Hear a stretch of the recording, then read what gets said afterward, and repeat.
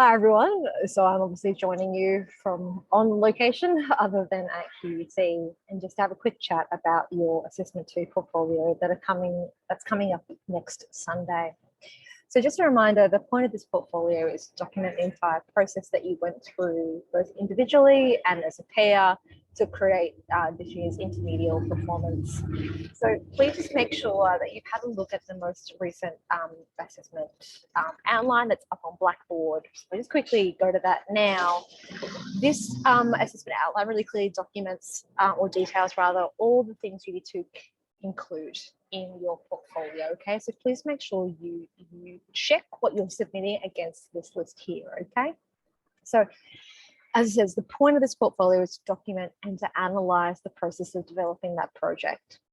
So in this instance, we've got the contextual statement, the text and paratext analysis, and you can see there that there are various particular word links that are attached to both of those sections. Space design and development process, so include development sketches, floor plans, SketchUp files, etc. All of those things there, all the various iterations that your design went through, include that all. This is all about showing process. A costume design for one character. Now that is a requirement from everyone, even if you didn't have a costume as part of your design, it needs to be included, for your individual section. If you were to have a performer in that space, or if that costume was to be an intermediate element that was performing, what would that look like? Evidence of physical content experimentation, so photographs, videos, etc. And then digital content experimentation. So that might be from your experimentation with lighting visualization or video manipulation or whatever it might be in terms of that digital content. And then documentation of the final product. So make sure you've really clearly documented that from a technical plans perspective, but also from a photographic and a video perspective as well. So make sure you package that all up, whether you're using your own photographs and videos or whether you're using some of the live streamed or images that were captured by others. So research, practical and theoretical that you've done, sort of building up to that point. And then this last one, which is documentation of the conversation history between participants. So this is actually documenting your collaboration and your conversations with your group member for your individual section. So the main thing to consider with this assessment is that unlike some previous portfolios, this portfolio has to be delivered as an online application. So that can be anything of your choosing. It might be from a website, to a video, to a Canva presentation, to a Padlet site, to whatever it might be.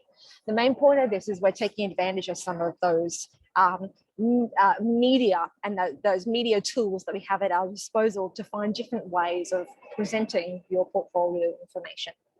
So really important to note when it comes to the submission, while it can take any form, it must be submitted via Blackboard with accompanying PDF screenshots of all the content and including a link to the actual portfolio itself.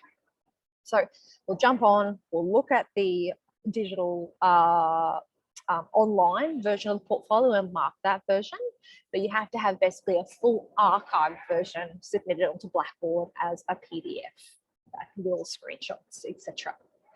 And then please, of course, make sure that you are referencing images or material or other source content that is not your own, and using APA referencing for that, which is our standard now across the school. So, and if you scroll down in here, there's a little bit more information in terms of the criteria sheet of how that will be marked in a sense. But the main important things to note here are that you are including all of these things that are mentioned as necessary in the portfolio, and then having a think about a digital way or an online way that you are going to submit this work. And so it's really up to you in terms of how you want to do that. And so, I've offered a few suggestions there that you can have a look into, but you might want to come up with something that's a completely different idea. I've had some people who want to use pre-existing websites they already have, and then host their portfolio as a section of that website. That's great. That's totally fine. Just make sure that you are, again, filling in all those things that need to be included as per the assessment outline. So if you have any other questions, feel free to shoot me an email and I can offer some guidance. Other than that, I'm really looking forward to seeing your portfolios and understanding the process of how you got to all of the work that we saw in the space a couple of weeks ago. Okay, great. Thanks, everyone. I will see you all very soon. Bye.